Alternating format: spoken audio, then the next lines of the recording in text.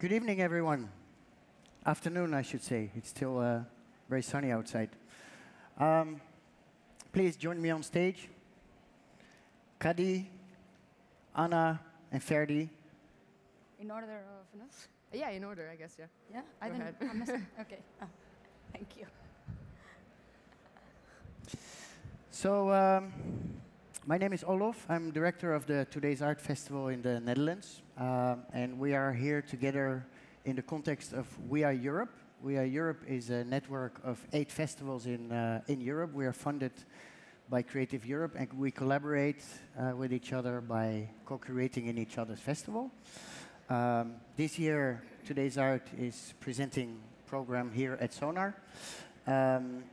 And we are very pleased to have some great artists from actually 3 different corners of the world, from Istanbul, locally from here, from Barcelona, and from Montreal, recently moved to Europe. Welcome to Europe. Thank you. I'm very pleased to have them here. Normally you see them behind their screens making beautiful shows for you, but now we have the possibility to ask some questions to them. I will start with you. I believe you also have a short presentation. Thank you. Thank you. Starting. Yeah. It's all working. Yeah. So the Ouchh Studio, or Ouchh, I don't know how I should pronounce it. Ouchh is better. Ouchh is better. Ouchh. Yeah. Okay. Yeah. Ouchh from Istanbul. It's yours. Thank you. Thank you so much. First of all, thank you for everyone. Thank you for coming. So our presentation starting to that sentences because of these sentences exactly describing our vision. The most beautiful thing we can experience is the mysteries. It is source of all true art and all science. So we are Ouchh, and then we won a couple of awards, such as Red Dot Design Award, ADC Award, German Design Award, and International Design Award from Germany, Los Angeles, and New York. And then basically, actually, we are a kind of new media agency. What does it mean? It means we integrate art, science, and technology for every work. And then our main office in Istanbul, but we have a couple of partnerships, Berlin, Vienna, and Los Angeles. We created almost 7 public arts or exhibitions around the world, almost every continent. And then I will give a couple of examples. I think three examples is enough for understanding to our field. Every project starting to the big questions, like academic questions, by the way. The beginning, this is the first question about our collaboration with Maximus and audiophile. Is it possible to transform the world's biggest government building into an AI? So in the beginning, actually, this building is in Bucharest, the world's biggest government building after the Pentagon. We used almost 104 projectors. In Istanbul, 15 persons working to create the architectural experience and same time the music. Then after that, we sent all that file to the Simon Fraser University. They created a kind of AI algorithm for understanding AI and AI creation. We trained to that AI almost 3 months, like an intern. Then after that, AI created that music. We did this project almost 3 years or 4 years ago.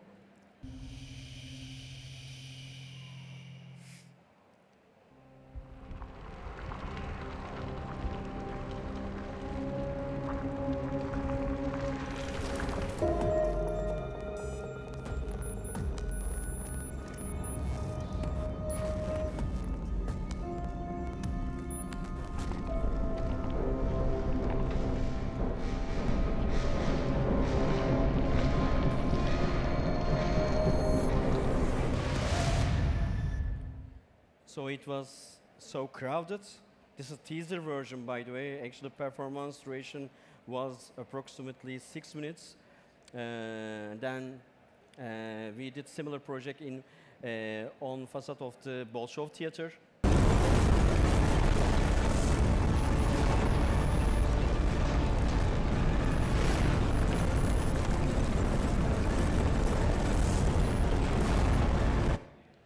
So we really love to working with AI for the hybrid public arts. Actually, we are trying understanding the boundaries of art using the AI and machine learning algorithms. So this is our another question for the Paris. Actually, Atelier de Lumière invited us for the totally new AI creation. That exhibition actually the totally game-changing business because of they were built a kind of the digital museum in that area. For this project, can we create super scientist consciousness by using machine learning and AI algorithms? So we collected huge data from the famous scientist books, approximately 20 million lines. Then after that, our AI reading to our data collection. And then AI reading to that books almost 30 times. Then after that, create the own book. And then we took all that data for the creation of the immersive experience area.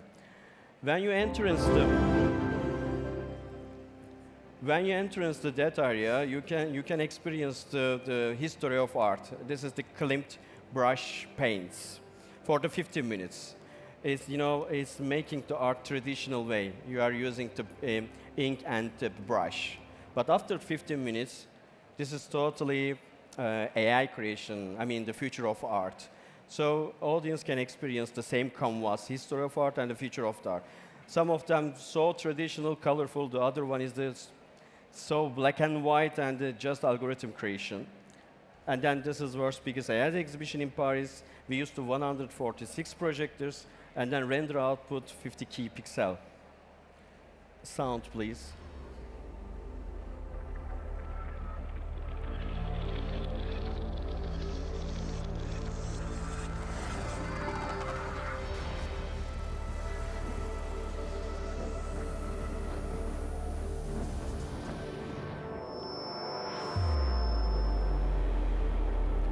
Actually, every graphic represents to some AI outputs. After this video, I will explain to all data journey.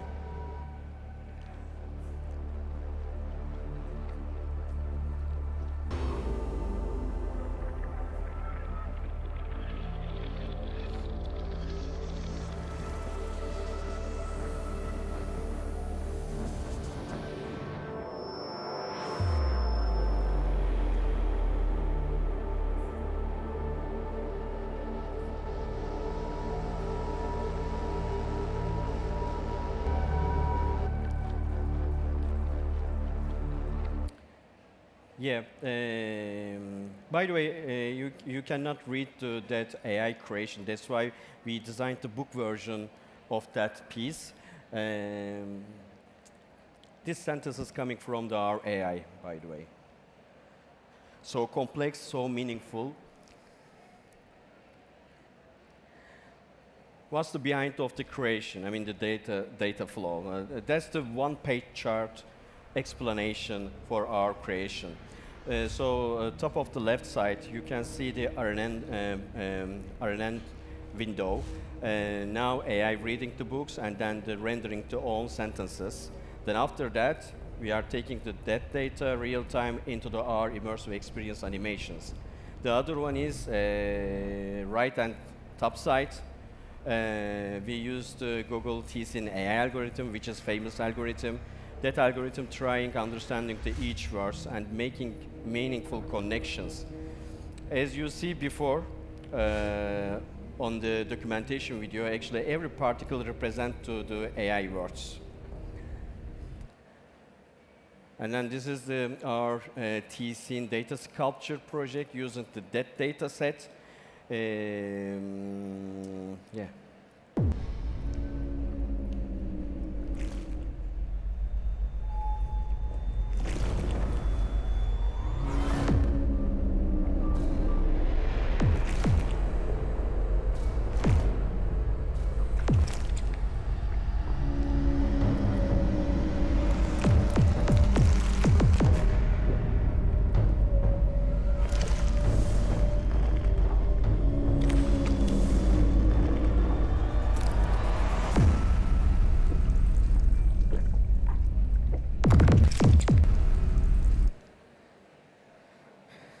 this is the book version, so you can read all outputs.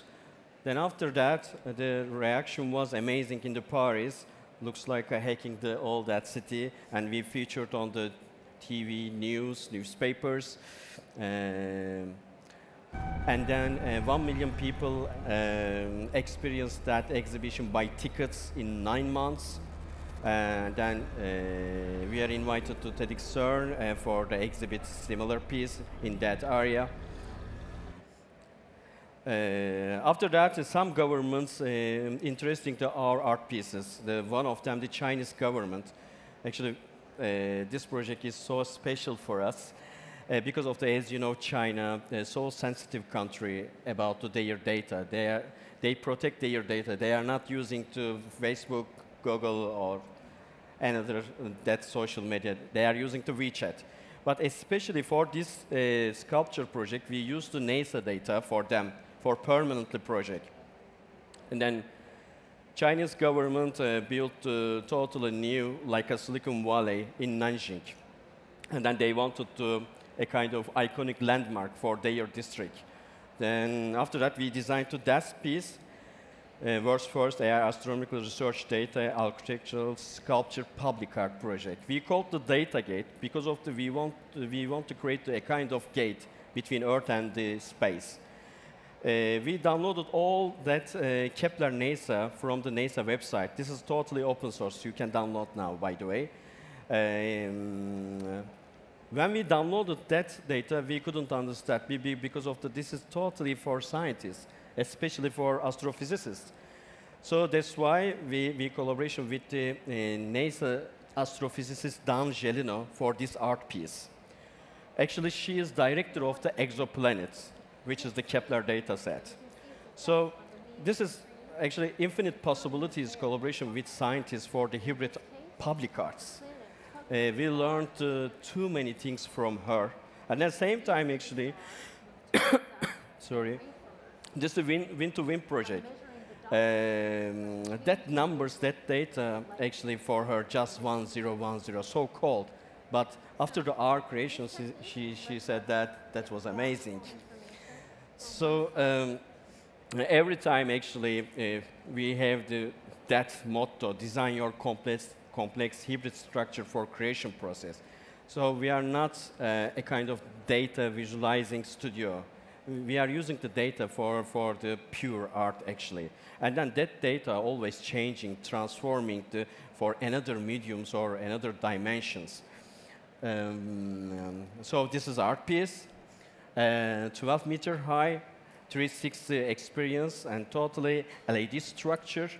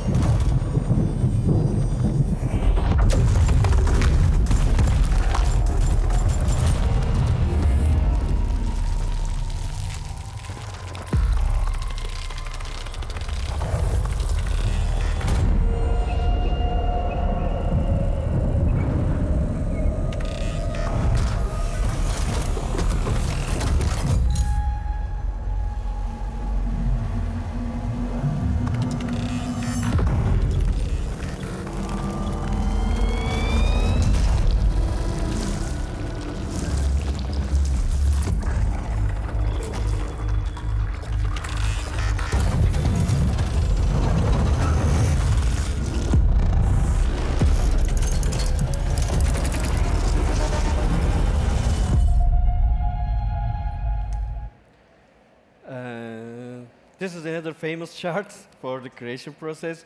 So we downloaded all that data from the NASA, and then we are using for V and Houdini for the visualizing. For processing part, we use our AI algorithm for classifications. So, by the way, that device, I mean the Kepler telescope, find almost 3,000 new planets, exoplanets, and then observed almost 500,000 stars and 61 supernova.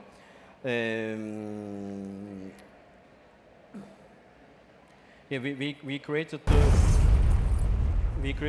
different kind of the data sculptures, almost 20 different style, like that.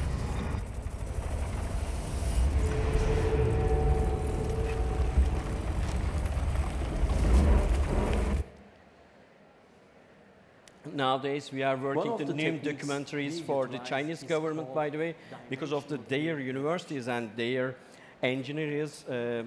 Really interesting for the creation process. That's why we opened all that process to them. This is architectural design part. We wanted a kind of impossible structure. That's why that cube stand on the one edge, and we put a kind of infinite pool under that art piece. This is construction process, and then final output.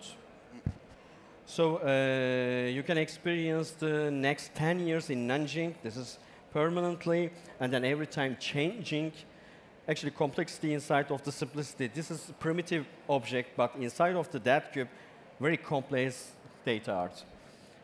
And then what's coming to inspiration. In the beginning, actually, for everyone, we really love the movies, science fiction, all everything. This is famous movie Contact.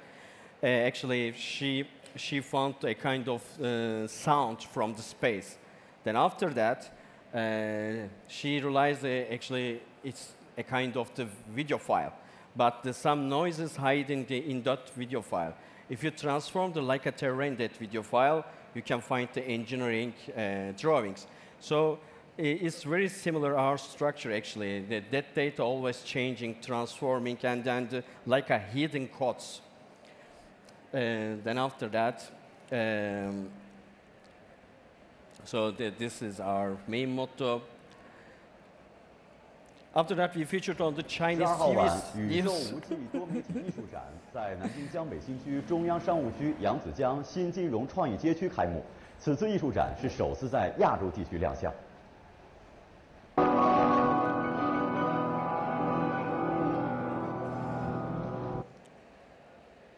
So actually, interesting thing, we put to that video, 1 minute video in the social media, and then becoming the buzz. In 12 hours, from the Kepler project, scientists connected with us.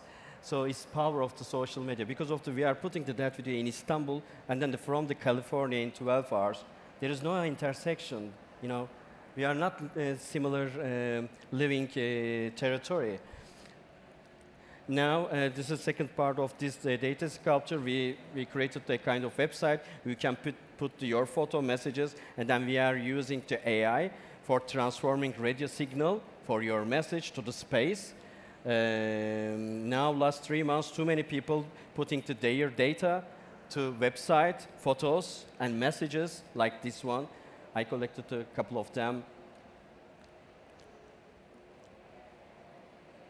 So audience becoming part of these permanent art pieces. Okay, so, thank you. Listen to me. There are a lot of projects, but it's done. Great. Thank you. Put your hands together for this great work. Sorry. So, artificial intelligence, data sculptures, full immersions. Just a quick question. How many people work in your studio? We are very boutique, actually. The 15 person working in-house, but sometimes, according to project, we need to expand, like a scientist, academicians, or AI coders. But generally, we are working that kind of jobs, 20 person. And how long are you working for? How many years are you in this field? Almost last 8 years. 8 years. 8 years. We'll come back together, or come back to the scene in Istanbul, because we see a lot of great artists coming from Istanbul, Turkey. Definitely. But first, we will go to the next speaker, Hamill Industries. Home game for you. You are a design collective, or you're a duo. Yeah, I think that's our main problem, to find a definition for us, because we do a lot of things. We love to get our hands dirty and have a workshop and make manual things, but we also work designing and in the digital environment. And basically, the motto of our studio is basically that, transforming what we think in a digital environment and make it happen to the reality, make it tangible. I have to say sorry for my voice. One day in Sonar, and I don't have a voice anymore. Sounds very good. Don't worry. Okay. So, yeah, I actually prepared a little bit of a presentation, but think I'm very good at talking, so I might not follow this. So as I mentioned, for us, it's super difficult to find a definition because I think we work in the intersection of so many things, as you are doing as well, and probably you have the same problem when your mom comes back and says, but what are you doing exactly? It's like, okay, music, designing, video, everything, no? So it's kind of... What is your background? What is your education? Yeah, we come, well, first Hamill is an artistic duo. Now the family is growing, but it's basically just the two of us, Pablo and I. This is our studio. And our background, it's kind of different. Pablo comes from the motion graphics area with a previous studio called Fisalia, in which he was experimenting a lot with also the physicality of things. And I come from creating shows and working for more the cultural arena, so just video mappings, museums, and stuff like this. So basically, our practice was born of the need of leaving the computer and the traditional process. And in a very intuitive form, we kind of started working together. And we came along together working with a producer and artist, Floating Points, who actually gave us the opportunity to create something out of scratch and just imagine what we could do. And that was the opportunity to see if it was a good match, you know? And if we could actually transcend the traditional screen and the traditional workflow and do whatever we want. Yeah. That was basically the point of doing this. So the first thing was, I'm not going to show it because we only have 15 minutes, and I really want to see everyone's opinions. But we had this, we did this music video, and what we wanted to do here was creating a light paint machine that would reproduce our 3D images in the reality with light. So we kind of were thinking, like Pablo was inventing a machine that could be capable to draw like long exposure frames. So digging in internet and the Creative Commons arena and everything, we sorted that out, and we built a machine, and we could reproduce all the frames that we were designing digitally into the reality. And that kind of practice became the motto of our work after that. And we found very, very interesting that the music was a very good canvas for us as well, and a very, very good source of inspiration, because music allowed us to have like sorts of narratives that we didn't want to forget. We always think that even if we're doing inventions, and I guess that's something that happening to you when working with technology, that sometimes you get stuck in what it looks beautiful, and you tend to forget what you want to explain or what's the story behind that. So for us, music was providing us this abstract narrative that we wanted to follow, because that was a way to engage ourselves also in the story that we were telling. So this was the first experience, and it was very successful. It took us like 3 or 4 months to finish that project. But Floating Points was super happy. We were super happy, so we started our practice there. Like that was barely 4 years ago. And then the next project was like another challenge. we didn't have the idea that we wanted to be working specifically in this. So we were kind of just letting the flow going, you know, like going with the flow and taking the opportunities we had at hand. So the next one we did was preparing a live show based on what we created. So we had these previous images that we wanted to work with. So we were challenging ourselves again, like, okay, how we can project something that we can design in 3D, because it allows us a lot of freedom, but making it happen in the reality. Like that's a thing that we are very, very obsessed with, no? That to make things organic, to make things real, and to make people feel it real. I think that's very important for us. So again, we had to start working with musicians. Now we had to start working live. Now we had to be more in sync with music. So we started to develop this installation, which was then rebaptized as Cosmophonia or Architecture of Light, which is basically a reactive canvas and a laser that, according to the music, draws patterns. So at the end of every song of the artist, the band was playing, and at the end of every song, we would have like this visual representation of the song. So at this point, we were really starting to feel super comfortable with the music being also an audio, and the sound being one of our aim kind of research points, no? And how to attach our way of working that we were actually finding out as we were moving. And we still have the feeling we're still learning, and we still have to learn so much. So can you explain a bit about the, let's say, the artistic process when you work together with an artist that wants to have a show? Is it very framed? Like the artist comes to you and say, okay, this is what I want? Or? I guess it depends on the artist. We were not framed at all. Like we had lots, like we became very, like he's a very good friend of us, so he really trusts us, and he kind of gave us like completely a free card to do whatever we wanted. So it's a very easy way to work and also to make things happen. That's how we could find also freedom and time to research what we wanted. That's a thing that most of the time we don't have. And when we have our lives and we're working, it's very difficult to take the time or to find the projects where you can be 100% you. No? So when I was asked to be in the panel, I was super excited to meet like all the process of everyone, because I have the feeling all the time that I'm inventing my own workflow, and we are inventing our own workflow, and we don't know what we are doing, but we know more or less where we're going to go. And every process is so different. And that's the thing I had to learn. We were super frustrated at the beginning, like, okay, how we face a project like this? We've never been doing live tours, or we are not involved in music and touring with musicians. So how do you phrase a project like this without losing the creativity, but making also available for traveling, and making it also nice and be proud of, you know?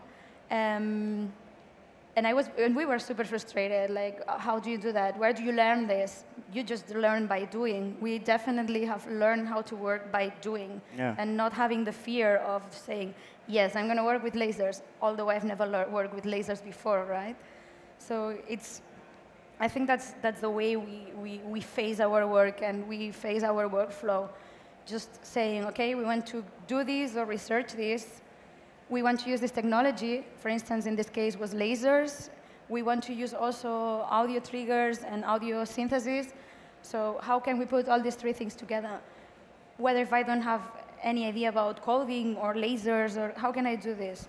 Internet, like, that's our big tool. And just not having the fear to face all these doubts during the process. How would you compare like the endless amount of technology that you have at hand to develop things? Think of yourself 50 years ago when this technology would not be there. You think the creative process is different? I think for human, like there's always been technology there. Like now we have technology such as lasers, projectors, digital tools, and obviously the information is very available there for everyone as well.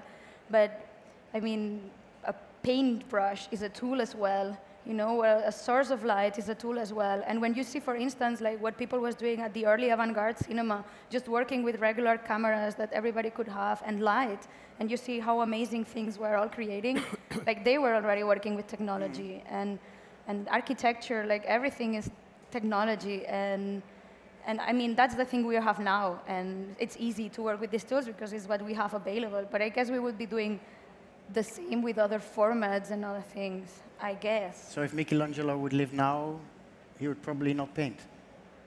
I don't know. Okay, let's go to from Barcelona to Quebec, Montreal. Yeah, Montreal. Kadi, welcome.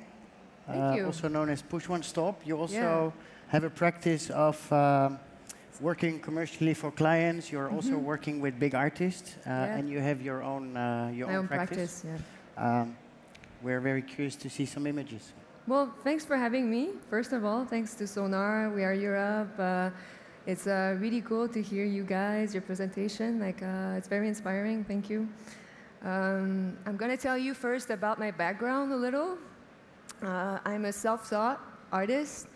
I have a weird, I would say, root in this world. I used to be a journalist, and then I started to work in post-production as a visual effects artist, what we called a flame artist. I did that for over 10 years, compositing. And at the same time, I've always been really into music. Like, music for me is a huge inspiration, and I started to VJ pretty much at the same time. when I started, the way it was working, it was there's a DJ and the VJ's following. And for me, it always felt wrong, you know? Always felt wrong that the visual has to follow the music. Like, I never felt really comfortable in this situation.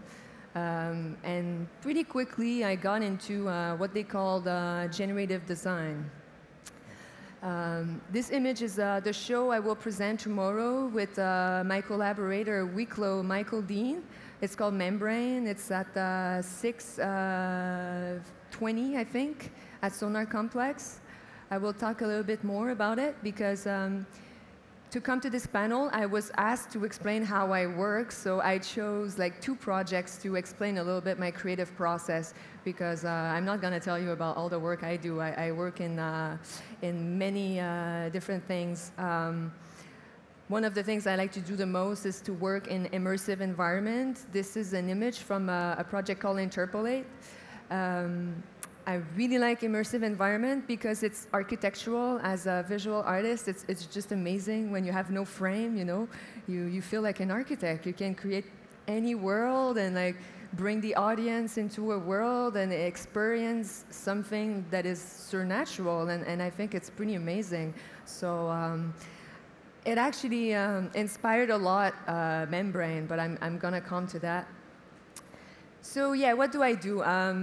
I work with generative processes. So for people who doesn't know what it is, it means that I'm doing visuals that are created in real time.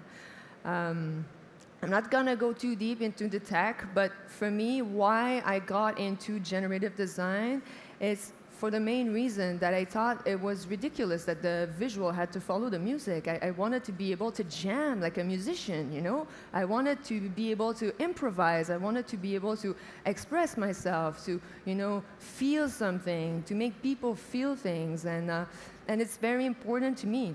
So the only way I could find to do this was to actually create my own tools, to create my own system, and this image, by the way, is a film that I did that was presented in the Dome here at Sonar last year with Virgil Sharkia, a sound artist in Montreal. And yeah, immersive environment, I want to talk about it because I think it's amazing that we have these technologies today where you're allowing yourself to be put into a new world, you know, you're able to experience things, but like you, I'm a bit tired of like the devices, you know, and I just wish that we could bring the digital inside the real world. I would like to do reverse immersion and to really bring the digital into the physical space, and that's what inspired me and Michael to create Membrane. We were like, what can we do to bring the digital in the world? Like, we need a material, you know, we need matter. Like, if we don't have a device, what should we use? And we did some research, and to work with smoke was actually a pretty good way. So combined with laser projectors, with I don't want to go too deep in the technical again, but like some special transparent material with some like silver inside, we were able to actually create this show called Membrane, where we are trying to create, like you said, like 3D shapes inside the physicality and inside the physical space, because I really wish that people can feel the visual, you know? It's not enough for me to just have image and sound. I want people to feel, and I think that's where we should be at with the technology. So it's just an old school way to do it with smoke, right? I don't pretend that I invented anything here, but I really try to design my work based on that material. Yeah, to be live, to be able to have the, you know, the freedom of being able to create and change your mind and do whatever you want. There's no software right now that allows you to do music and visual at the same time. You kind of have to create your own. So this is an image of the setup behind Membrane. It's with TouchDesigner. I don't know if you guys know a little bit about this software. It's super cool. It's actually a software that allows you to create your own system, your own tools. And it looks a bit crazy at the beginning, but I think after a while you get used to it. It's node-based, and it's actually there's a good community, and it's actually quite easy to get in. So. I love to talk about TouchDesigner, and when I met Michael Dean, the collaborator I'm working with on Membrane, he was super into generative design as well, and he proposed that we work with Reactor that looks a little bit like TouchDesigner. It's also node-based. You're also working with generative processor. It's generative processing. It's very similar, and we bought this sound card called Dante, which allows you to send sound over network, over just one cable, and you're able to send OSC messages, MIDI, samples, like everything onto one cable. So we were really able to actually use the same data to create the visual and the sound. So what you see during the show is the music. Because me, that's what I like to do. I like to show the music, you know, very similar practice as you. It's funny.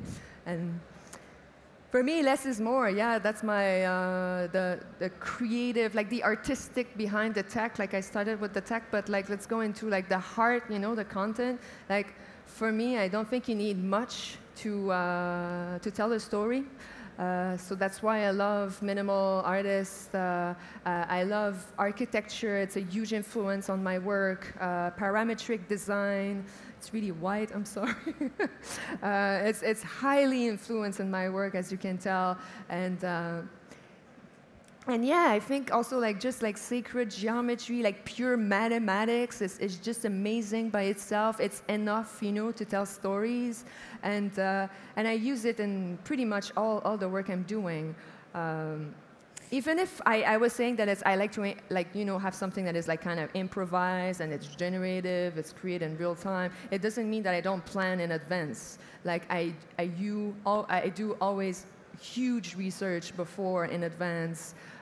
These were the references for Membrane when we were looking for, you know, the material, the physicality, like how can we like, you know, show the work into the physical space. So we were looking at many other artists, and it's important to have this process where you're actually asking yourself, what do I want the people to feel? Because that's what it is. It's about emotions, you know. It's not just like design. That's the difference between design and art, is when you feel something. So it's important for me to storyboard what I do, to make sure that there's a storyline, a graphic storyline at least, that I tell a story, you know, graphically. So that's stuff that I do when I create performances, that I make sure that there is some time where we actually think about how the people is supposed to feel.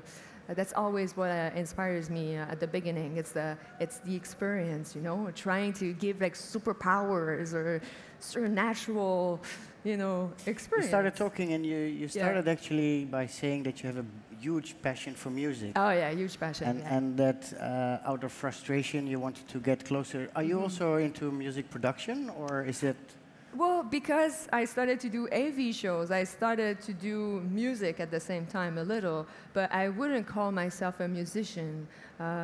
No, because my main focus is for sure visual or design, or like more recently I got into stage design and interactive and stuff like that. But music is my inspiration always, and I just wish that at some point with technology it becomes just one, you know, and that's what inspired the project that I'm doing with the same artist, Wicklow, called Frozen Music, where we actually decided to show the sound in a 3D way. Like it's hard for me to explain, but I found a way to actually show the music in 3D with all the samples, because you know, like music is very complex, and when you analyze it, I was able to actually map it to do like rotation in 3D space to give beautiful images, and I'm actually even able to stop and look at this 3D shape, like this 3D sculpture. You're able to rotate it, And it's funny because when we started designing that project, the music was the least of our concern. What we wanted to do, we wanted to see how sound looks like. So we basically just like cut the sound, and we were designing the visual without even hearing what we were doing, because the main process was to actually show the sound, and after we were hearing, and we were like, oh, I can't believe that's how it looks like. Like, this sound is so harsh. How come it looks so beautiful? So it gave like, oh, I think there's something missing here. Hold on. Yeah, it gives like crazy different kinds of result. Like it's an infinite, like the kind of shapes you can do with music, basically. So I think it's very interesting to design visual with music, and that's why I was interested in doing an installation that you can see it, and you never know what's going to happen because it's generative. So you work very much on the platform TouchDesigner. Yeah. What about you? Is there a specific platform that you use, or is it? No, as we use a lot of platforms. I mean, we kind of created also as well, like our own tools, and we are familiar with certain softwares that we mainly use. But for instance, like in the show that we are doing tomorrow, as we are working as well with audio, and it's mostly like sound waves, and there is no like visual tech involved in between. We use a software like entirely like Ableton, just straight Ableton, and that's it. But we also use like all the kinds of softwares, like we use from Cinema 4D to design to processing platform to different things. It depends on the project or what we want to achieve. Obviously, like there are certain tools that you fancy or you're used to use, so it makes things easier for you. But well, you said also in most of your collaboration, it's a process that you learn and you experience, because there's not really a school for this. There's not really an education for this type of. Well, I think right now there are more and more also universities and schools integrating these sort of design processes in the, in their courses. But you learn by doing. As you said, when you said I'm a self-taught artist, like I think maybe that might apply to all of us as well.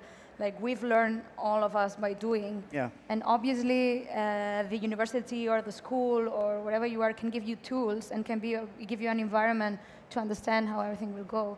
But at the end, you have to just create, and that's when you are going to learn. That's what I think. Yeah, I think it's cool that there's also initiatives from companies to try to make, I would say, generative design, for example, more easy to learn. Like there's a new software called Notch. I don't know if you've heard of it, but it makes generative design much easier, and it's also real time. And I think it's important that it's not like this like gatekeeping community that is about tech, and I think it's a bit frustrating sometimes that it's so technical. Like I feel like I'm always lost into like learning new things, and I wish it was easier, but I see some initiatives around that makes it more accessible to people that have absolutely no background in coding, for example, There is still, there's quite a threshold. I think there is, yeah. If you don't code and you want to get into it, it's hard, and that was that was me. So I had to work really hard to be able to understand what I was doing. It took me a year actually before I was able to do something that was cool. But yeah, I think it's gonna get easier and easier. I hope. Yeah. So and you recently moved from Quebec, from Montreal to Europe. Yeah. From our perspective, we think that a lot is going on in Montreal. There's 2 great festivals in this field. What are you looking for in Europe? What did you? That's a really good question. Well, first of all, I'm here to get closer to the festivals because, yes, there's a lot happening in Montreal, but in the past couple of years, I was traveling like crazy doing performances, and as long as I will be performing, I think it's best for me to be in Europe because that's basically where it's happening. Everything is so close, you know. I'm close to Asia, you know. I do shows a lot over there. It's just easier. And also, I mean, Portugal, like it's sunny, it's beautiful, the food is amazing. I'm French Canadian, so really happy to learn Portuguese right now. And so I'm really hoping actually to create a network. I'm really happy to meet some other artists that are trying, you know, to do crazy stuff and to build a community. And it's basically for that reason, yeah. Yeah. Can you tell us a bit about Istanbul? Oh, Istanbul. Because we see that there are really some great artists coming from Istanbul at the Yeah, moment. especially same university, by the way, almost. We graduated to Istanbul University Visual Communication Department. And then, as you said, too many people, the born and raised Istanbul. But actually, we are not doing anything in Turkey. We generally working with institutes, festivals, or governments around the world. It's better for us. But Istanbul is, how can I say, this crazy city because of you can find a lot of culture. I mean, the Arabian, European, Chinese, Americans, doesn't matter, and living the same neighborhood, like you know, the quick thumbnail about the world, and then as you know, Bosphorus actually connected between two continents. That's why the nature is beauty, and then education is nice. Then Istanbul allowed to us making more experiential things. In that's the Never Sleep 724. So is this melting pot of culture, is this influencing your work? Yeah, exactly. Because of the, you know, you have to survive same time in that city. And then this totally mixed, I mean, the traffic, all that people, and lost in translation, all of that things, then living in same neighborhood, almost 25 million living in there.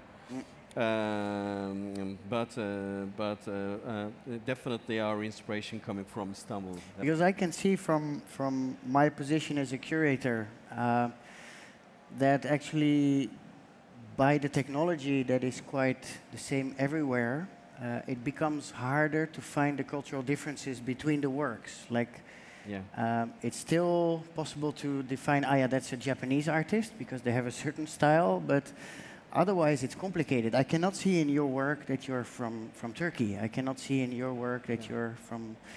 and is this because of the technology that we use, because of the globalization? Yeah, but there are a lot of challenges for working with globally. I mean, there are a lot of behavior according to countries. Yeah. Italians, French people, Chinese people, Middle East. Every people has a different attitude doing to art or selling to art. That's why it's not easy the selling to that kind of unique arts for the governments or countries. The another things they're working with individually. I mean the same studio. If you are trying to making to something with, for example, the French people or Italian people or it's not easy because of the same time communication is not easy, and then as an artist ego is not easy. If you are directing to all of that people, definitely it's not easy. By the way, we are using the same softwares, we have a same mindset, but we are generally doing to like a directing, not sitting on the desktop or computer. By the way, our creative director is here, Eylül Duranac. We are designing all of that concept, and then we are making the reverse engineering, actually. Yeah. In the beginning, we are starting to imagine the creation. Then after that, split all of that things. I mean, the architectural part, software part, content creation, and then we hiring the people according to fields. So that's why that hybrid art piece is coming from that collaboration. So for every project, it's not easy, especially China, almost 6 months or something like that. Yeah. It takes a long. I think it's similar things living to your fields. Yeah. How much time do we have left? 5 minutes? Crazy 5 minutes. 10, okay. Maybe there's already some questions from the room. I see a lot of blinking lights, but no questions yet. Then we continue, yeah? I just had a quick question in regards to the software that you most are using, and it seems that a lot of it is centered around either 4V or TouchDesigner, which is really cool. TouchDesigner is something that I'm currently trying to get into. It's a bit of a challenge because I come from a mostly sound and music background, and because it's basically a visual programming language, it takes a different approach to understand it. But the weirdest part that I found, it seems that nobody, so far on my third day here, nobody has mentioned Maximus B, and I was just wondering if any of you has had any experience or the need to actually use it where it was indispensable or you could not get around without using it. I've used Maximus B before Reactor. I think it's amazing what you can do with Maximus B. Personally, I just had a lot of problems with OSC, and that's one of the main reasons why I decided to go with something else. But Maximus B is crazy. I mean, you can even do visual at the same time and do music, and it's really cool because, yes, you can do both at the same time. I just feel personally on a visual level that Maximus B is not advanced enough, like what you can do in 3D or with lighting, you know, like the engine behind is very limited. So if one day they decide to update it, I might be interested in using it again. But right now, it's hard to beat TouchDesigner, honestly. Yeah. What about you? I saw you were using VBV and Touch, yeah? Actually, we are using a couple of platforms, the processing for like your software. Actually, we used one before for the transformation the data to the Resolume. Not effectively, but it's very useful. I totally agree with you. I have a question for you, Ferdi from Ouchhh. Yeah. First of all, incredible work, like next level. So you showed us a lot of things that you've done in the past or that are currently live. But could you tell us something maybe about something that's upcoming so we can be there when it's happening? Actually, the upcoming for Tokyo Mori Museum, this fall, and then to Shanghai, London, New York. Nowadays, actually, New York is pretty much closed because of they built a kind of the places, the permanent places like Atelier de Lumière. They call the Zero Space, and 5 different artists show their artworks. The creative director, Joshua Davis, which is my favorite guy, very funny guy. And then you can experience our Ava installation in the Brooklyn for the 6 months. The permanent installation, we are planning to making new area in Abu Dhabi. The Abu Dhabi, as I said, the Middle East, very challengeable place. Too many projects upcoming. We generally using our Instagram page for the stories. You can follow that. And then, by the way, Vegas and Los Angeles for 2 dome experiences by tickets. Especially Vegas, interesting the topic, I think, because of as you know, Vegas is very kitschy and Bellagio city. And then I hate that. Then last 20 years, the people enjoying to like that area. But I believe, next 5 years, Vegas transforming to like a new entertainment center using the new media. So this is the small steps. I believe that. From Vegas to Abu Dhabi, New York, London, mostly is commissioned work, right? It's a little bit mixed. Some of them commissioned, some of them retrospective solo exhibition, and some of them just totally AI collection. But do you sometimes sit in your studio and you think, okay, now we're going to work on something on our own without any commission? Or is there no time for it? Actually, in the beginning, we're starting to our own art pieces like you. But at the same time, we need to understand the business model. The business is so important for me because that's the only source for doing this job. In the history, 10 years ago or 7 years ago, we are doing that installations for nothing. But now it's our time. Now too many people wants to buy if you are doing this job rightly. And then if you are making impactful art pieces, too many people wants to buy. So this is the good timing, actually, how can I say, transforming to that underground business to the ground.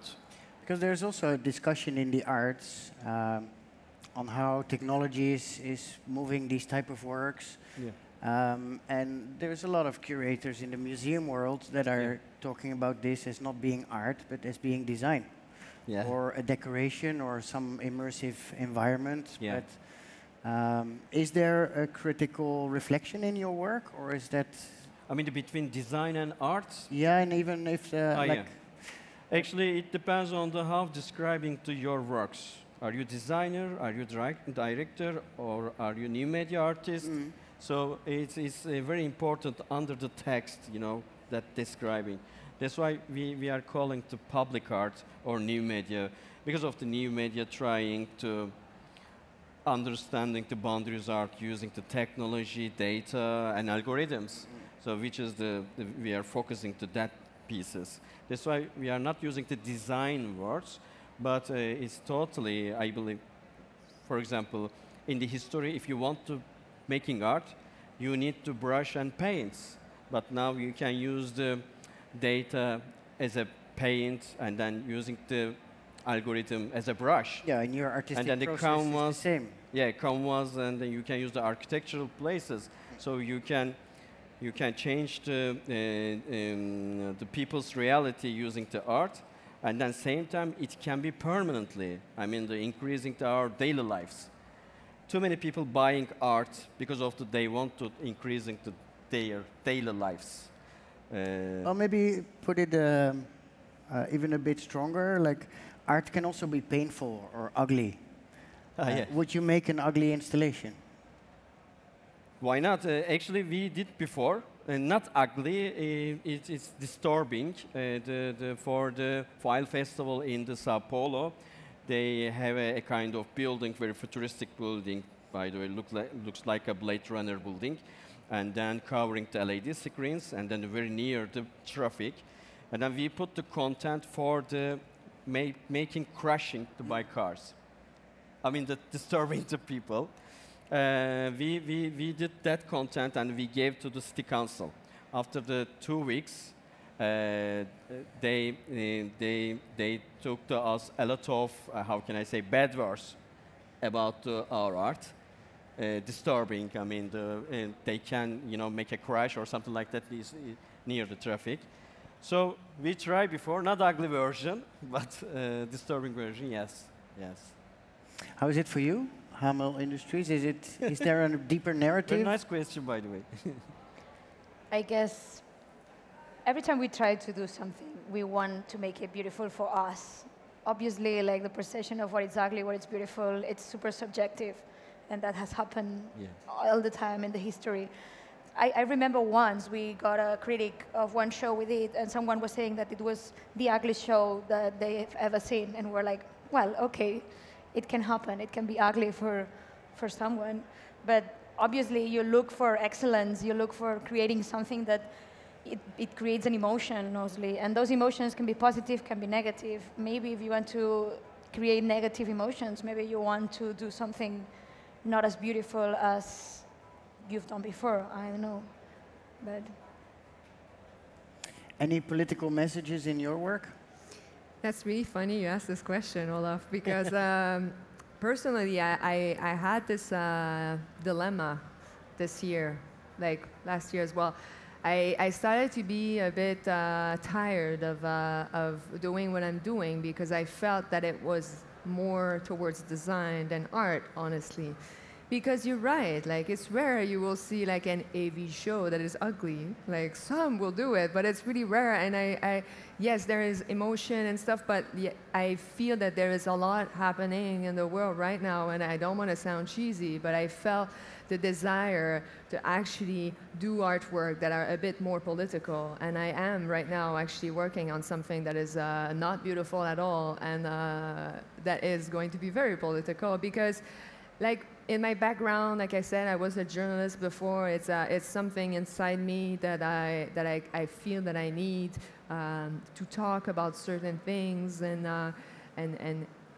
it's just, for me, it's a different mission. Like, to do AV shows, it's a bit of, you give a break to the people, you know? Like, life is hard. It's pretty crazy what's going on in the world. It's scary, so you need a break. So you go see this AV show, you forget about your life, you forget about what's going on, you experience something supernatural, and you're all excited again, and you go back to your work, and it feels good. So, like, that's always why I was doing it. But I also feel that as an artist, if I am a real artist, it's kind of in my duty to try to also maybe show some realities, but express some other kinds of I think it's things. Even maybe a responsibility. I think it's a responsibility. You have the stage, you have a communication with an audience anywhere in the world with different cultures, and you don't need to, but I think actually we should be more aware of the position of artists. They have also something to mention and something to say, and sometimes very strong even. I think though sometimes, like, the political message, it's not lying on what you are creating, what people see. Also on your practice. That's what I feel all the time. Like, we are a family. Pablo and I, the other member, we are actually a couple. The way we work, how we engage people who is working with us, we treat them as family. We don't treat them as like a regular, you know, like vertical structure. So sometimes it's not what you put out, it's also how you develop it and under the circumstances that you are developing that. And there's a lot of message and political resistance there. I mean, being able just to sit here, work, and do what we do, it's already like a sort of resistance and a political message, I think. You're not working for a corporation, having this bloody job that needs an escape every weekend. Yeah. Oh. Okay, I think we're getting close to the time. Any other questions from the room?